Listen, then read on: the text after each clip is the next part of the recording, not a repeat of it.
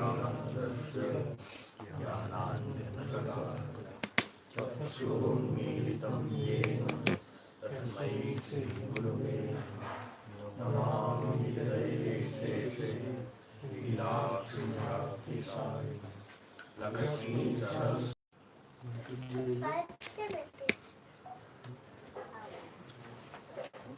No, no.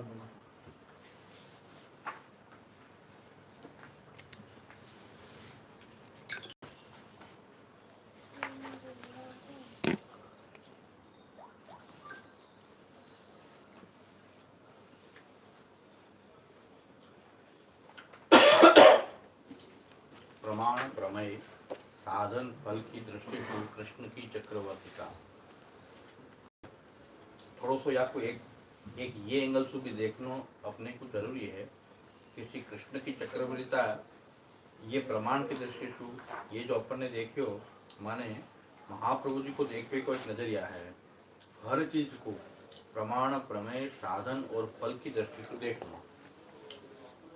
तो ये जो अपन ने देखियो कृष्ण की चक्रवर्तिता वो प्रमाण के एंगल से वाकई चक्रवर्तिता देखी। ऐसे कृष्ण की चक्रवर्तिता अपने को प्रमेय के एंगल से देखनी चाहिए। ऐसे ही कृष्ण की चक्रवर्तिता अपने को साधन के एंगल से देखनी चाहिए और ऐसे ही कृष्ण की चक्रवर्तिता अपने को फल के एंगल से देखनी चाहिए। प्रमेय साधन और फल की दृष्टि से कृष्ण कैसे चक्रवर्ती है वो भी अपन देखेंगे जरूर।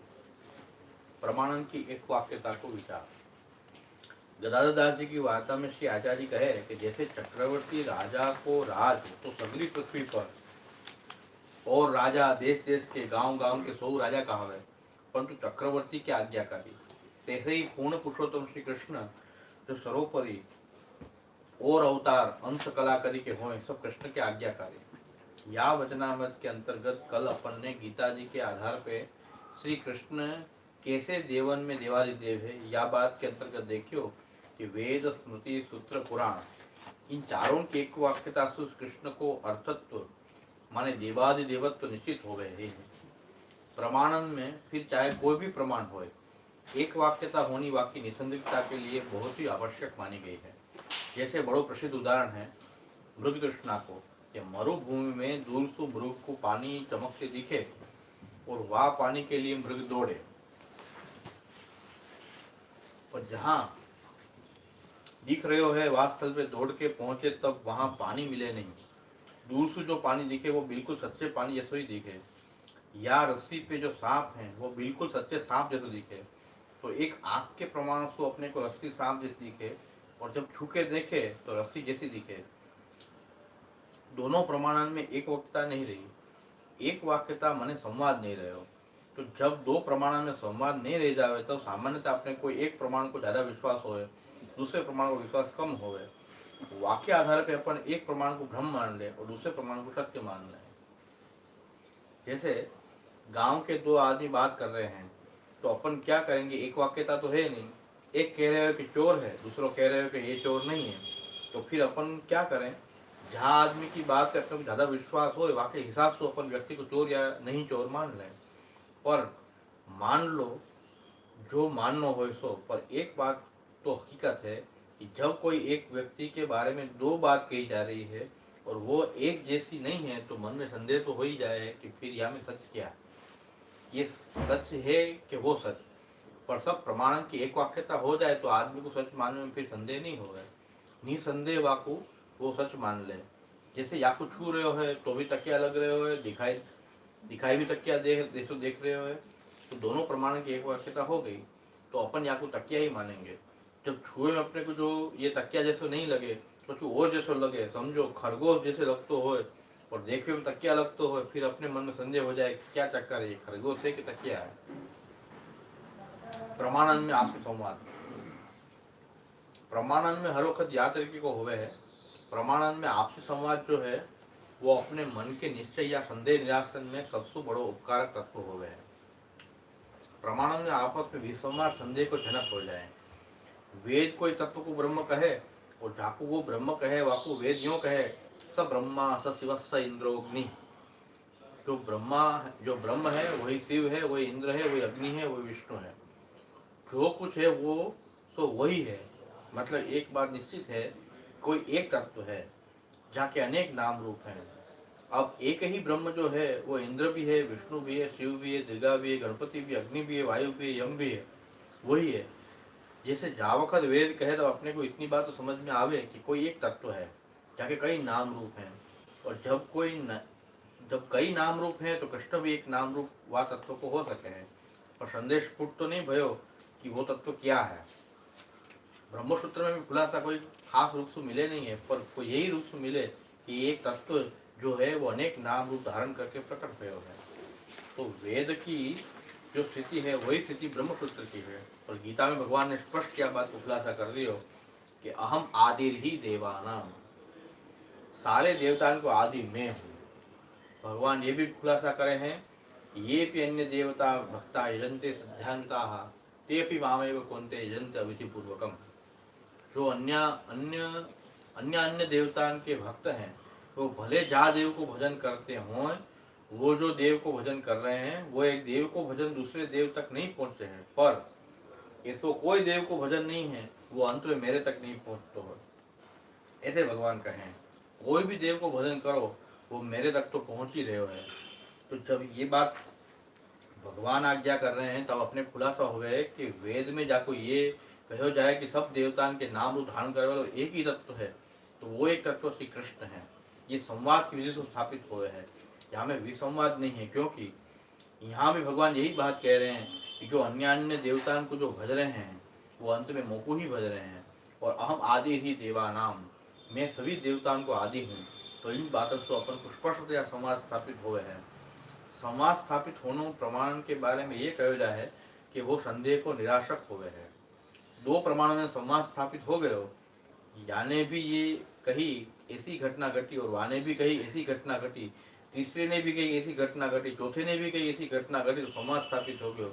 और एक कह रहे हो कि ऐसे नहीं भयो ऐसे भयो, दूसरो कह रहे हो ऐसो नहीं, तीसरो कह रहे हो नहीं नहीं तीसरे ही ढंग से भयो, तो विसंवाद हो। अपन को निश्चय नहीं हो सके, निर्णय नहीं हो सके, फिर अपन क्या करें कि जहाँ पे अपन को ज्यादा विश्वास हो बाकी बात मान लें, मान के चलें कि सब जने अलग अलग बात कर रहे हैं पर अपन या बात में या व्यक्ति को ज्यादा मान रहे हैं, तो या की बात मान के चलो। अब बात मान के चलने की एक अलग कथा है पर निश्चय होना एक अलग कथा है। तो निश्चय होने में संवाद को बड़ो भारी महत्व है। जब वेद ब्रह्मसूत्र गीता और फिर भागवत भी वाह आधार सु या प्रकार सु अपन देखें तो समाज स्थापित हो जाए है। क्योंकि भागवत कहे एते चांस कला पुंस कृष्णस्तु भगवान स्वयं, ये सारे जो हैं वो भगवान के अंतर्यामी नारायण के अवतार हैं। तो कृष्ण तो स्वयं भगवान है। ये जहाँ वक्त भागवत कहे तो समाज स्थापित हो जाए। ये जहाँ तत्व को उपनिषद ब्रह्म कह रहे हो है, जहाँ तत्व को ब्रह्मसूत्र ब्रह्म कह रहे हो है, वही तत्व को गीता और भागवत कृष्ण कह रहे हैं। सारे देव इनके धारण किए हुए नाम और रूप के भेद हैं। या संवाद कारण श्री कृष्ण की प्रमाण सिद्ध देवादि देवता एकदम साफ साफ जल के है। इतर देवन को अपन ब्रह्म माने तो इन चारों प्रमाण को संवाद स्थापित नहीं होगा। कहीं न कहीं एक बात यहाँ कह रहे हैं वहाँ अन्यत्र कुछ और बात लगी। जैसे आचार्य अर्थ तो सब शास्त्र के करे ही हैं। जैसे भगवान रजनीश के बारे में एक बड़ो प्रसिद्ध आख्यान है। रजनीश तो यूँ कहते कि मैं भगवान हूँ। एक दिन श्रोता ने उनको जाके पूछ ही लियो भरी सभा में कि आप कह रहे हो कि आप भगवान हो तो क्या सचमुच में आपने जगत बनाए हो। रजनीश ने कही कि तुम मेरे पास आओ तो वह कान में कही कि हाँ मैंने बनाया, पर दूसरे को कहोगे तो मैं इनकार कर दूंगा। संवाद नहीं भयो। संवाद का मतलब क्या है कि जाओ सबको कह दो और सबके सामने मैं कबूल कर लूंगा, उनमें संवाद नहीं कहो। उनने कही कि तुमको मैं ये बता रहे हूँ पर दूसरे को तुम कहोगे तो मैं ना पढ़ दूंगा कि मैंने ऐसे कही थी। मतलब संवाद नहीं वाणी में विसंवाद हो गए। जब विसंवाद हो गए तो आदमी संदेह में पड़ जाएगा कि ये बात सच्ची माननी कि वो सच माननी। संवाद हो तो अपने को प्रमाणता आ जाए और संदेह मिट जाए सारो। या तो कृष्ण की परतत्व में प्रमाण में कोई तरह को विसंवाद नहीं है। विसंवाद न होने के कारण कृष्ण की देवादि देवता चक्रवर्ती राजा के जैसी है, ये बात अपन समझ सकते हैं।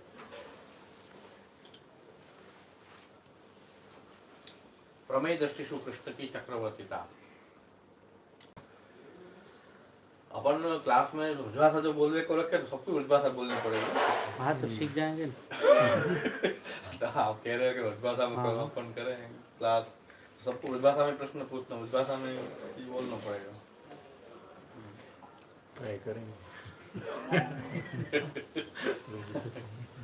क्लास खोल दो, क्लास खोल दो। बाबा ब्रजवासी, बाबा ब्रजवासी।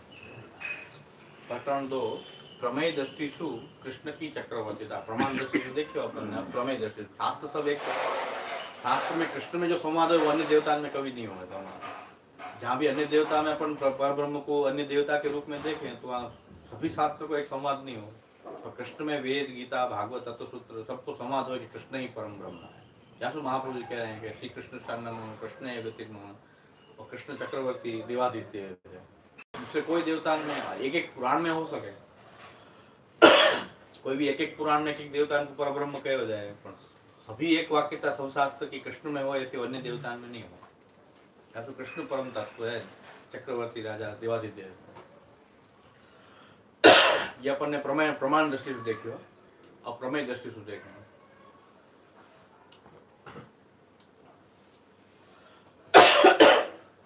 प्रमेय दृष्टि से कृष्ण की चक्रवर्तीता। अब रही बात प्रमेय की दृष्टि से।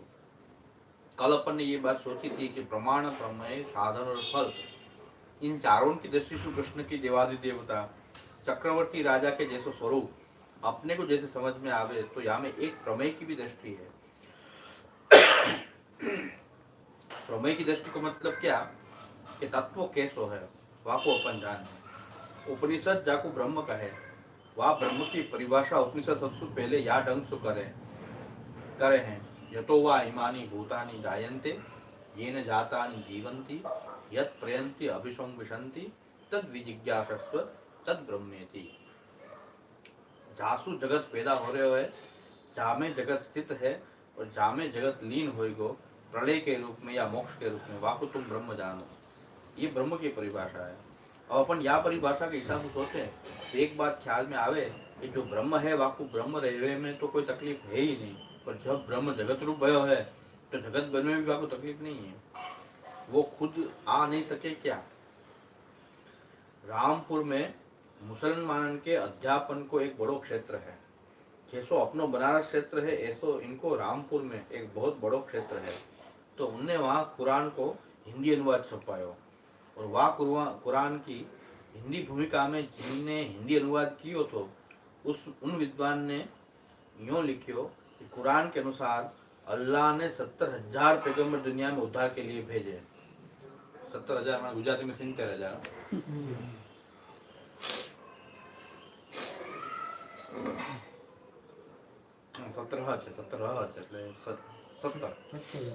70 खाली 70,000। अब इतने सारे पैगंबर कहाँ कैसे कब भेजे, वहाँ कोई इतिहास तो मिले नहीं है। जब इतिहास नहीं मिले तो उन विद्वान ने यूँ कही कि सहज संभव ये लगे है कि हिंदुस्तान में जिन देवन को, जिन आचार्य को पृथ्वी में धर्म संप्रदाय भगवान मान रहे हैं वो भी अल्लाह के भेजे भये पैगंबर होंगे। क्योंकि 17,000 पैगंबर भी हैं तो वो भी उनमें से एक होंगे, पर हिंदू ने अपनी गलत धारणा के कारण उनको भगवान मान लिया। वो सब मूल में पैगंबर थे। वो किताब मैंने जब पढ़ी तो मैंने उन विद्वान को पत्र लिखियो कि ये बात तो सच है, उनने भी धर्म को उपदेश दियो, ऐसा तुम भी मान रहे हो और हम भी मान रहे हैं कि उनने धर्म को उपदेश दियो। उनको कोई कुफ्र को उपदेश तो नहीं दियो नहीं, क्योंकि अल्लाह के भेजे हुए पैगंबर हैं। अल्लाह को भेजे हुए पैगंबर कोई ऐसो पैगाम तो दे ही नहीं सके कि जामिल आदमी काफिर बने। ऐसो पैगाम तो दे तो फिर वो शैतान हो गयो, पैगंबर ही नहीं कहेगो। पैगाम लेके जो आवे आपको पैगंबर कहो जाए। अब विसंवाद कहाँ भयो, हमारे तुम्हारे में तुम ये मान रहे हो कि अल्लाह के ये भेजे भये पैगंबर हैं, हम यूँ मान रहे हैं कि अल्लाह के भेजे हुए पैगंबर नहीं पर खुद अल्लाह इनके रूप में आया है कई वक्त। तब उनने मुझको यूँ लिखियो कि देखो पैगंबर भेजे तो काम चल जाए तो अल्लाह खुद को अवतीर्ण होने की जरूरत क्या। तो फिर मैंने दूसरा पत्र लिखियो कोई ठिकाने फैक्ट्री में अपन मैनेजर भेज दें पर मैनेजमेंट हो जाए, वाकई लिए क्या मालिक खुद आ नहीं सके। वहाँ में कोई रिस्ट्रिक्शन है क्या? यदि वहाँ में रिस्ट्रिक्शन है तो वो आ नहीं सके तो आपको मतलब है कि वो मालिक नहीं है। मालिक हो तो खुद भी आ सके। वो पैगंबर भेज सके ये सामर्थ्य तुम भी मान रहे हो और हम भी मान रहे हैं, या में अपन दोनों को संवाद है। अब तुम ये बताओ कि अल्लाह पैगंबर भेज सके, आपका खुद आ नहीं सके क्या?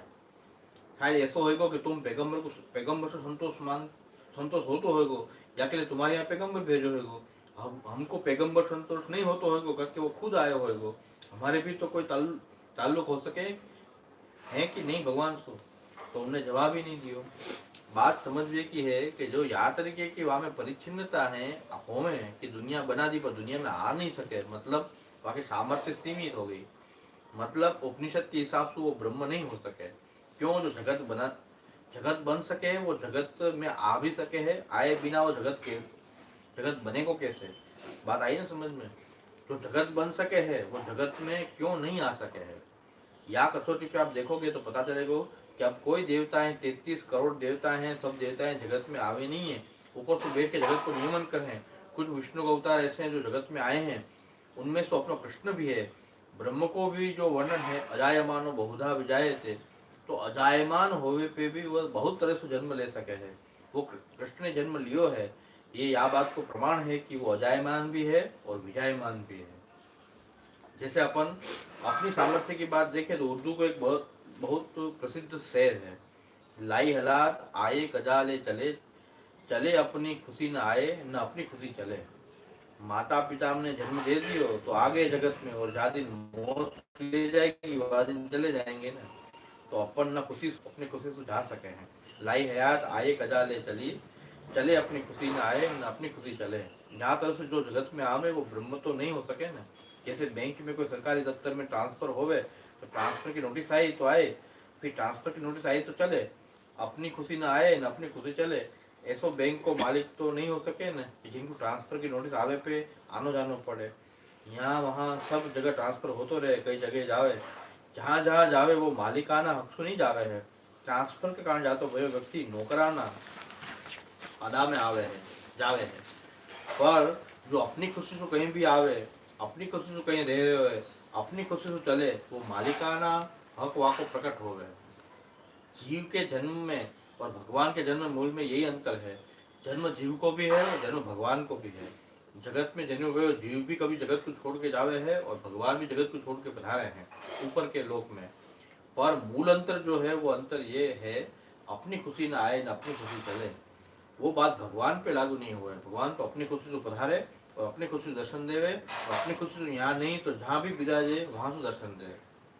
जन्म कर्म च में दिव्यम, ये बात अपन प्रमेय के एंगल से देखें, भगवान गीता के चतुर्थ अध्याय में स्पष्ट कहे कि जन्म कर्म च में दिव्यम एवं यो वेति तत्वतः त्यक्त्वा देहम पुनर्जन्म नैति माम एति सो अर्जुन।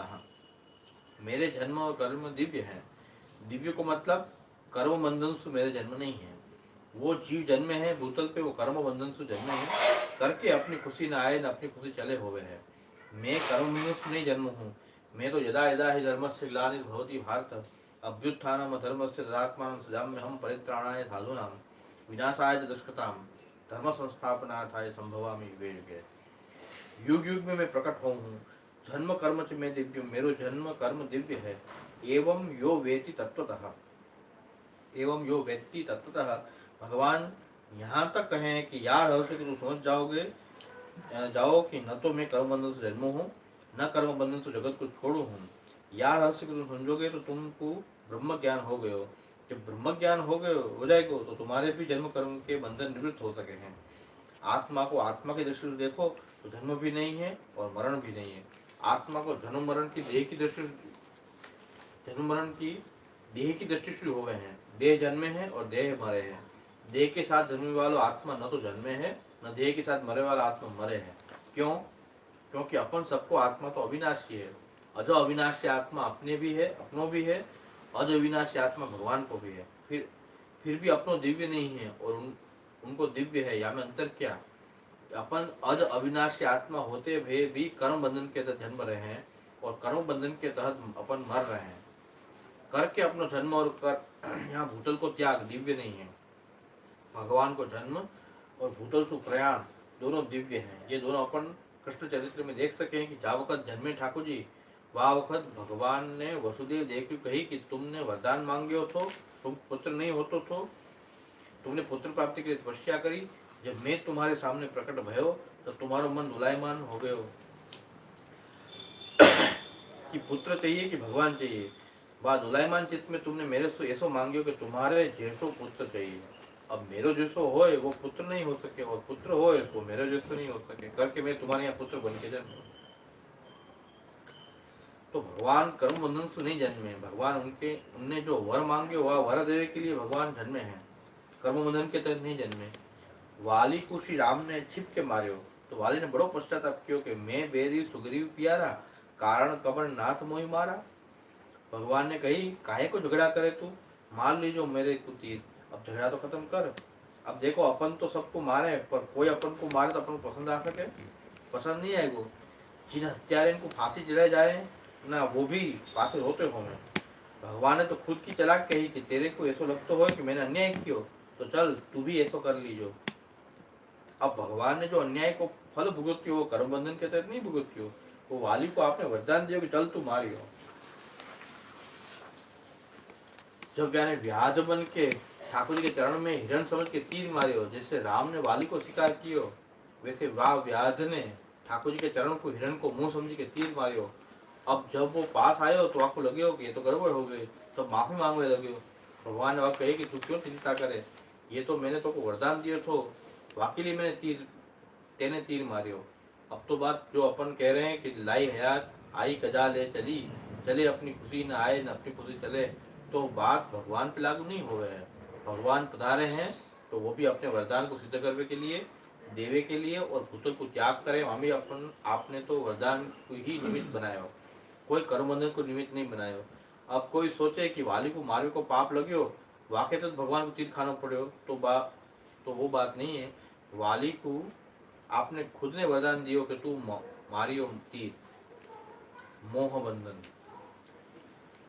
अब यहाँ में एक और रहस्य समझो, यतो वा इमानि भूतानि जायन्ते येन जातानि जीवन्ति यत् प्रयन्त्यभितं विशन्ति तद विजिज्ञासस्व तद ब्रह्मेति। ये परिभाषा ब्रह्म की जो वेद ने करी, तो जगत तो पैदा ही हो रहे हो है, वो ब्रह्म जगत के रूप में पैदा हो रहे हो है। जगत जो स्थित है वो ब्रह्म को ही कोई रूप स्थित है, जगत जो लीन हो रहे हो है वो भी ब्रह्म ही तो कोई रूप से लीन हो रहे हो है। अब अपन को लीन होवे में डर लगे, क्यों डर लगे, क्योंकि कर्म बंधन के साथ अपने को मोह बंधन और है। अपने को कर्म बंधन भी है और अपने को मोह बंधन भी है। अब यो मोह बंधन क्यों है, आपको कारण भी समझो। मोह बंधन या के लिए है कि यहाँ अपन जन्म तो यहाँ अपने जन्मे तो यहाँ को मोह हो जाए, और फिर वहाँ वो मोह छूटे नहीं।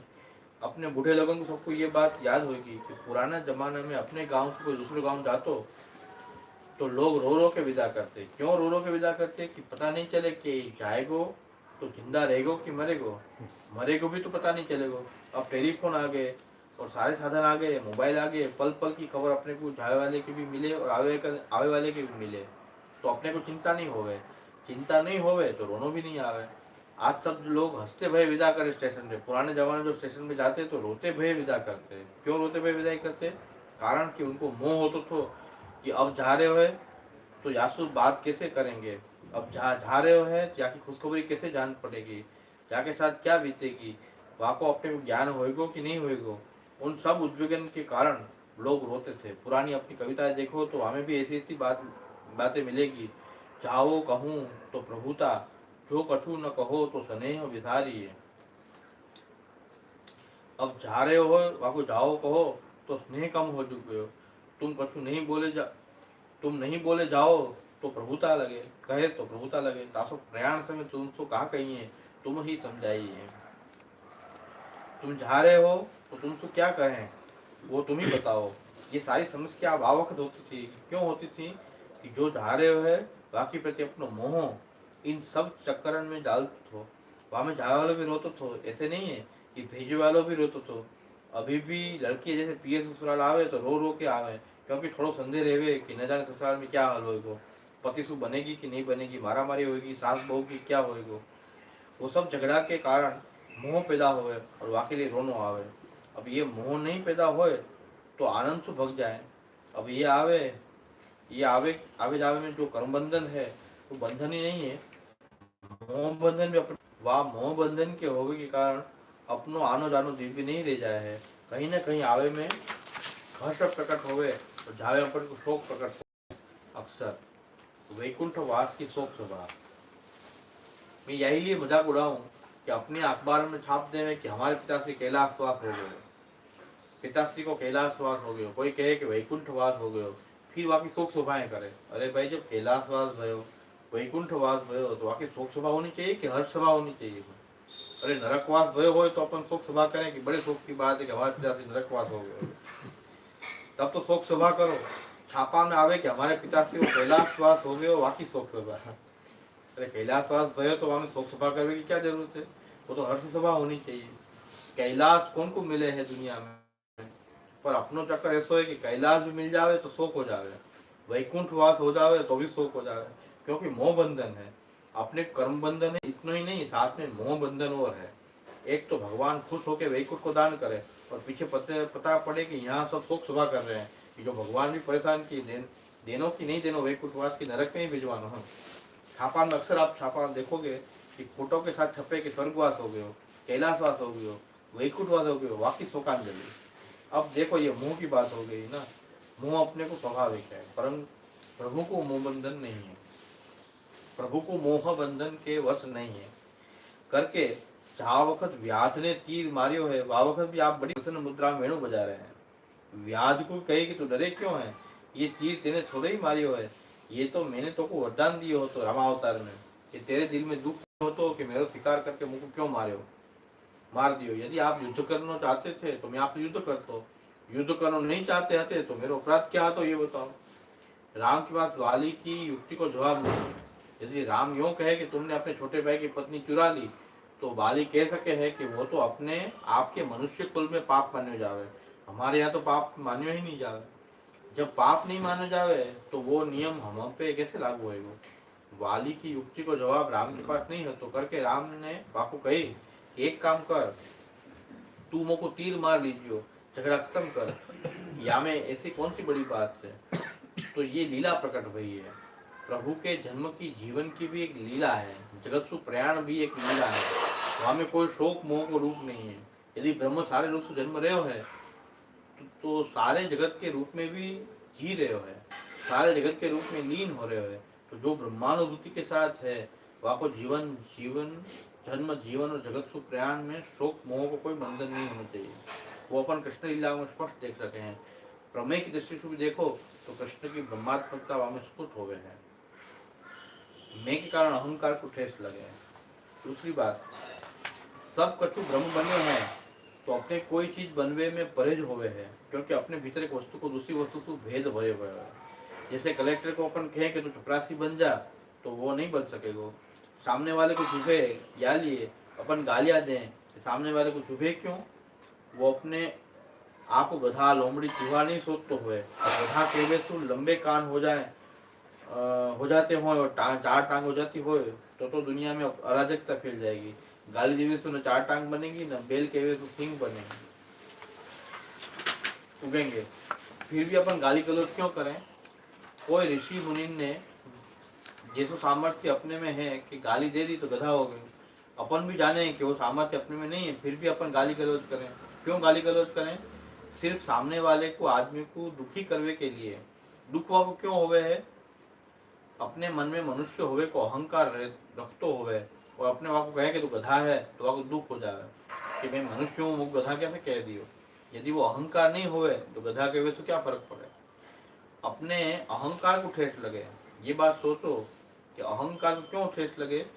या लिए ठेस लगे क्योंकि अपन ने अहम में बचपन से अपनो एक रूप समझो है कि मैं ये हूँ, सो जो मैं नहीं हूँ वो रूप मेरे को बताए जा रहे हो। अकेले अपन अहंकार अपने अहंकार को ठेस लगे, नहीं तो ठेस लगने की बात क्या है। समझो कि आदमी भ्रमर की तो न्याय से बचपन में थोड़ो गधा रहे तो हो, फिर बाद में मनुष्य हो तो या तरह से रूपांतरण हो तो हो, और कोई को गधा के कहते गुस्सा आतो हो तो मुझको गधा कैसे कह दियो। हम तो गधा है नहीं, अपने गधा हुए परे थे करके गुस्सा आवे है करके अपने दिल को ठेस लगे, ठेस लगे है करके गाली देवे वाले को अपने को ठेस पहुंचावे है। यदि अपने गुस्सा नहीं आतो हो अपने दिल को ठेस नहीं लगती हो तो गाली देवो क्या फर्क पड़े। हमको बचपन से आर्ग्यूमेंट करने की बहुत खराब आदत थी। सब बड़े लोग गुस्सा रहते मोको कि मैं बहुत आर्ग्यूमेंट करे। सब लोग मोको उल्लू कहते। मैं भीत में जाके लिख आता कि मैं गधा हूँ। मोको बड़ी श्रद्धा थी कि कोई बाँचेगा तो सही। अब कोई यूँ नहीं कह सकता कि हमको गाली दिए, मैंने कोई को थोड़ी गाली दी। मैं तो भीत में लिख देता तो कि मैं गधा हूँ। अब जो बाँचेगा वो मैं आपनो क्या कहो, जो मोको उल्लू कहते थे वो भी बाँचेंगे तो सही कि मैं गधा हूँ। मैं कोई गाली तो नहीं देतो तो अब कोई पूछेगा तो मैं कहूँगा कि मैं गधा हूँ लिखियो है, आप गधा हो ये थोड़ा लिखियो है। आपको गधा कहूँ तो गुस्सा की बात है, मैं तो भीत पे लिख देतो। अब तो बाँचे वा में आपनो क्या कहो, अपनो तो वा में तटस्थ भाव रहतो कि मेरी एक श्रद्धा थी कि लिखियो है तो कोई ने कोई तो बाँचेगो। कोई को गाली दे तो बुरी बात है, अपन को कोई को गाली दे नहीं रहे हैं, मैं को गाली दे रहे हैं। गधा में मैं तो है ही, गधा में मैं गधा नहीं हो है तो दुनिया में गधा हो कौन सके है। सारे गधापन में रह रहे हैं।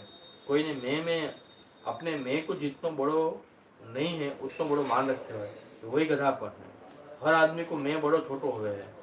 अब कोई को परहेज होवे और कोई को परहेज नहीं भी होवे तो अपने को अपने मैं के कारण कोई चीज होवे में परहेज होवे है। अब मैं विद्वान हूँ ऐसा अपना मैं लगे और कोई मूर्ख ठेस लग जाएगी। मोह को मूर्ख क्यों कहो, भगवान को मैं को ठेस नहीं लगे, भगवान के मैं को ऐसी ठेस नहीं लगे। कृष्ण के चरित्र में देखो तो पता चलेगा कि वो जगत पिता होते हुए भी जगत में बालक बन के जन्म सके हैं। धर्म के उपदेश होते हुए भी चोरी भी कर सके हैं। महान राक्षसन को मारवे के वाले होते हुए भी भाग भी सके हैं। काल यवन आयो तो ठाकुर जी भाग गए, रणछोड़ राय की जय हो गई। आज तक उनको नाम ही रणछोड़ है। रणछोड़ मतलब रण को छोड़ के जो भाग जावे। भगवान कोई बात की शर्म नहीं है। वो जगत गुरु होते हुए भी सांदीपनी के यहाँ शिष्य भी बन सके हैं। वो राजान के राजा होते हुए भी सुदामा जैसे रंग के पैर भी धो सके हैं। ये ब्रह्म के गुण है कि वो सब कुछ बन्यो है। वो भगवान ने अपने जीवन में प्रकट किया है कि मैं सब कुछ बन्यो हूँ। यद्यत धियात दुर्गाय भावयन्ति ततः वपुः प्रणयते सदनुग्रहाय। तुम जहाँ भावना से सोचोगे वह भावना से मैं तुम्हारे साथ बरस सकूंगा। ब्रह्म होने की बात भूल जाओ, ईश्वर होने की बात भूल जाओ। पर ठाकुर जी यदुकुल के तो बहुत ही बड़े नायक होते हैं। अब क्या वो अर्जुन के ड्राइवर बनेंगे। वहां में समस्या ये थी कि महाभारत दरबार के पहले दुर्योधन और अर्जुन दोनों एक दिन द्वारिका पहुंच गए। दुर्योधन पहले पहुंच गए। दुर्योधन को जो मैं हतो वो बड़ो भारी हतो। मैं कौरवन को युवराज हूँ। वो जाते ही ठाकुर जी के मस्तक की तरफ बैठ गए। अर्जुन आयो तो ठाकुर जी चरण तरफ बैठ गयो। तब ठाकुर जी की आंख खुली तो सबसे पहले अर्जुन दिखियो। अब सोए हुए तो सिराने बैठे हुए वो पहले थोड़े दिखे, पहले तो पैर की तरफ बैठे हुए दिखे। जैसे अर्जुन दिखियो तो ठाकुर जी ने अर्जुन की तरफ बात करनी शुरू करी। तो दुर्योधन ने कही कि ये पीछे से आयो, मैं पहले आयो। भगवान ने कही ओहो तुम भी आए हो, मुझको पता नहीं। भगवान ने पहले अर्जुन से बात करी तो दुर्योधन के अहम को ठेस लग गई कि मैं पहले आयो और बात अर्जुन से पहले क्यों कर रहे हो। तो वाने मैं गधा हूँ पहले प्रकट कर दियो। अब दोनों में एक ही प्रस्ताव रखे हो कि हम लड़वे जा रहे हैं और हमको आपकी सहायता चाहिए। तब भगवान की ब्रह्मता देखो कैसी है। भगवान ने कही कि अच्छा एक काम करो कि मेरी पूरी सेना एक ले लो और एक मुकुल ले लो। तब दुर्योधन को मैं तो बलवान हतो ही, वाने कही बस बस आप यादव की सेना मिल गई, या यादव की सेना ने ही तो सब जगह मुश्किल कर रखी है। सेना हमको मिल जाएगी तो कोई मुश्किल बात नहीं है। अर्जुन ने कही कि चलो मेरे पल्ले तो आप ही आए, मुझको तो आप ही चाहिए हो। वाके बाद भी सारथी बनना स्वीकार हो। कृष्ण की प्रमेय दृष्टि देवादिदेवता और ब्रह्म रूपता ये उनके पद की गरिमा के अनुरूप नहीं है तो, पर भगवान को इन सब बातन की परहेज नहीं है। सब कछु वो बने हैं तो वो कुछ भी बनवे हैं में उनको परहेज नहीं है। उनको शिष्य बनवे में, गुरु बनवे में, दोस्त बनवे में, दुश्मन बनवे में, धर्मात्मा बनवे में भी परहेज नहीं है। कोई दो चार अधर्म के काम भी करने हो तो हमें भी भगवान को परहेज नहीं है, क्योंकि सब कुछ वो बने हैं। भागवतकार कह रहे हैं गोपी नाम तत्पतिनांच सर्वेशाम मेव देही नाम यो अंतश्चरति सोऽध्यक्षः क्रीडन नैनेह देहभा।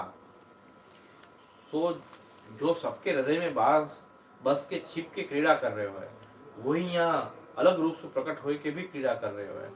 कृष्ण के स्वरूप में प्रमेय की दृष्टि से देखोगे तो ये बात बिल्कुल साफ साफ झलक रही है कि वो सब कुछ बन सके है। करके बहुत प्रसिद्ध श्लोक में अपन कहें, त्वमेव माता च पिता त्वमेव, त्वमेव बंधुश्च सखा त्वमेव, त्वमेव विद्या द्रविणम त्वमेव, त्वमेव सर्वम देव देव। वो कृष्ण अपनो सब कुछ हो सके है, कृष्ण कुछ भी होवे परहेज नहीं है। ये कृष्ण की प्रमेय की दृष्टि से देवादि देवता और ब्रह्म रूपता है कि नहीं, यह बात थोड़ी सी फील करोगे तो आपको सरलता समझ में आएगा। वो सब कुछ बन सके है, पर देवन को परहेज है कि वो कुछ बन सके और कुछ नहीं बन सके। कोई देव को यूं कहो कि यहाँ आके हमारी नौकरी करो तो वो नौकरी नहीं कर सके। भगवान के मन में कोई परहेज नहीं है। जैसे तू कहे, यद यद जनो भगवते विदधित मानम तच्चात्मने प्रतिमुख तथा मुखस्ति। तुम भगवान को जो मान दे रहे हो वो भगवान को मान दे रहे हो कि खुद को मान दे रहे हो। वहाँ को बात सुंदर उदाहरण भागवत का समझावे, तच्चात्मने प्रतिमुख तथा मुखस्ति। दर्पण में रहे भय तुम्हारे प्रतिबिंब को जितने तुम श्रृंगारना चाहो, वाकई लिए तुमको अपनो मुंह श्रृंगारना पड़ेगा। तुम अपनो मुंह बिगाड़ो तो दर्पण में मुंह अपने आप बिगड़ जाएगा। अपने चेहरा के कालिक पोत लो तो दर्पण में मुख में कालिक पोत जाएगी। अपनो चेहरा पाउडर लगा लो, दर्पण के चेहरा में पाउडर आ जाएगा। अपने चेहरा पे तिलक लगा दो तो दर्पण के चेहरा में भी तिलक आ जाएगा। यद्यत जनो भगवते विदधीत मानम तच्चात्मने प्रतिमुख शिथा मुखश्री। भगवान को मान या सम्मान तुम अपनो ही मान सम्मान कर रहे हो। भगवान तुमसे अलग हुए तो तुम भगवान को मान सम्मान कर सको। भगवान तो याद रहे घट घट में विराजमान है। ये बात कृष्ण के प्रमेय दृष्टि से ब्रह्म रखता है कि नहीं। प्रमाण प्रमेय की संवादिता। प्रमाण को संवाद भयो कि नहीं भयो, यहाँ प्रमेय को संवाद भयो के नहीं कि जो प्रमेय वेद में बतायो सर्वम खलु इदम ब्रह्म, ये सब कुछ ब्रह्म है। तो जो प्रमेय सब कुछ हो सकतो हो तो भी ब्रह्म हो, तो वो भी तो ब्रह्म हो सके।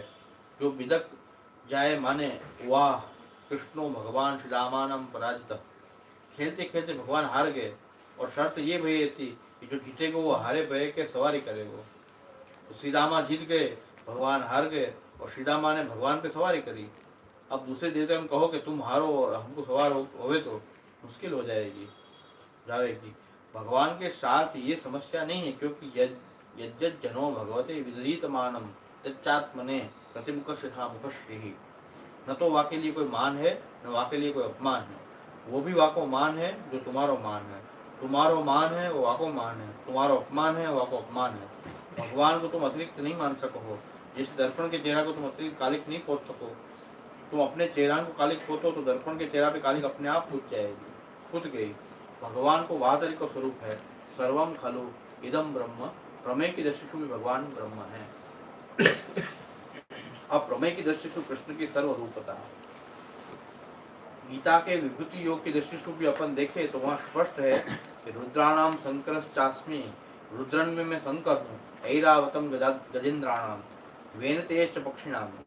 अब तुम कहोगे कि ये क्या गड़बड़ है, पक्षी में गरुड़ हूँ। अरे भाई गरुड़ पे तो आप सवारी करने वाले हो, कि खुद आप गरुड़ हो और भगवान कहे कि पक्षी में गरुड़ हूँ।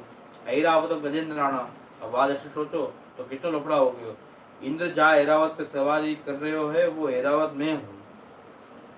सर्वम खलु इदम ब्रह्म, ये प्रमेय की दृष्टि से कृष्ण के सर्वरूपता प्रभु ने एक ढंग सुनी अनेक धा प्रकट करी है।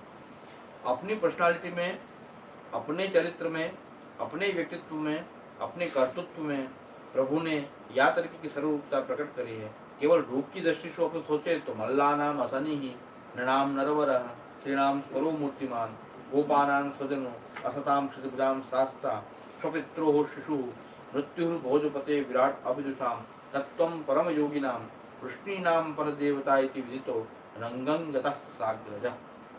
कृष्ण के दरबार में जो मल्ल थे उनको लग्यो कि वे बिजली आ रही है।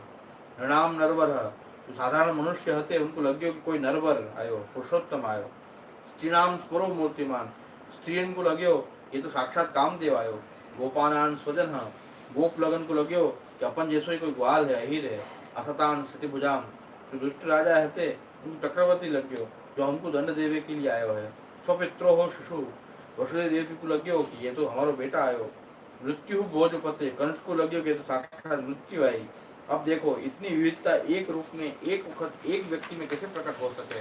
यदि सर्वरूपता सर्वम खलु इदम ब्रह्म नहीं हो तो प्रमेय की दृष्टि तो वो सब कुछ बन्यो है, वो सब कुछ बन सके है, वाकु कुछ भी बनने में तकलीफ नहीं है। श्रीनाम परो मूर्तिमान तत्व परम योगिना। अब देखो ध्यान से समझो कि जो परम तत्व है वो कभी काम जगा नहीं सके है। काम जगावे वाले योग में कभी साधक नहीं होवे, बाधक ही होवे। कितनी भी ऋषि मुनि की तपस्या के कथानक पढ़ोगे तो वहां में बाधक कामदेव होते। सब कथानक में आवे कि कामदेव के बाण चलायो और उनकी तपस्या भंग हो गई। कामदेव योग में बाधक हो गए हैं, साधक नहीं हुए हैं। परम तत्व कभी काम जगावे नहीं है, काम को तो वो शामक निवारक हो गए। भगवान दोनों हैं क्योंकि सर्वम खलु इदम ब्रह्म। वो सब कुछ बन्यो है, वो सब कुछ बन सके है, करके वाने सब कुछ बन के दिखायो है। वो भी वाके सामने आवे है, वाको रिस्पॉन्स दे सके है। कृष्ण एक ऐसो रूप है, वाको अंग्रेजी में इरेजिस्टेबल अप्रतिकार कहे हैं।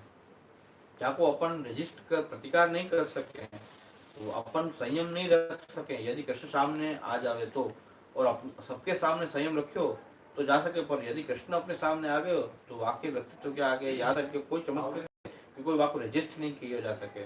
जैसे बाढ़ आती हुए तो वहां में बहे बिना छुटका ही नहीं हुए, बाढ़ इरेजिस्टेबल हुए है। बाढ़ आवे तो बहनो ही पड़े। ऐसे कृष्ण के स्वरूप को याद चलते कि जब बाढ़ आवे तो अपन को हम बहनो ही होए। ऐसे रत्नाकर कहे कि न चली कछु लालची लोचन की हठ मोचन के चहनो ही पड़ियो। रत्नाकर बंग विलोकनी बानी सहाय बिना सहनो ही पड़ियो। कुत्ते वे गात छुआए चले तब वो प्राण को सहनो ही पड़ियो। भरी आई करा सुनो जो सुनो नंदा लेसु यो कहनो ही पड़ियो। तो कृष्ण याद रखे को इरेजिस्टेबल क्यों है, वो सबके भावन को सब तरह से सामने आ सके है। ये कृष्ण की सर्वम खलु इदम ब्रह्म की ब्रह्म रूपता है। ये प्रमेय दृष्टि ब्रह्म रूपी प्रमेय को और कृष्ण रूपी प्रमेय को संवाद है।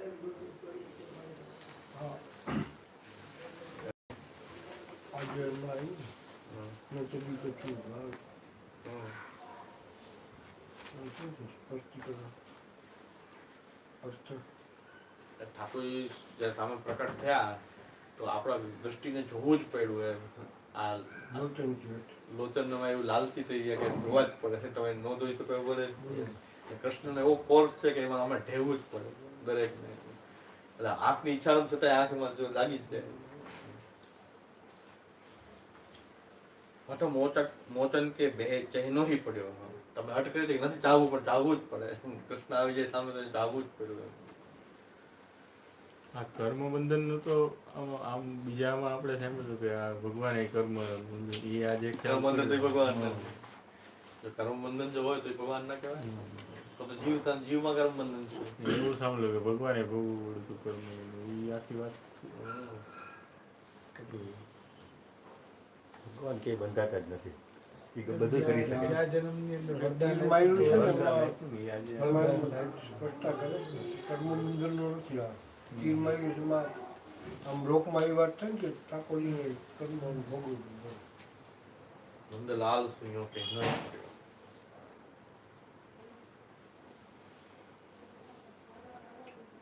ઠાકોર એવું એ મોની એવી જ કૃષ્ણ।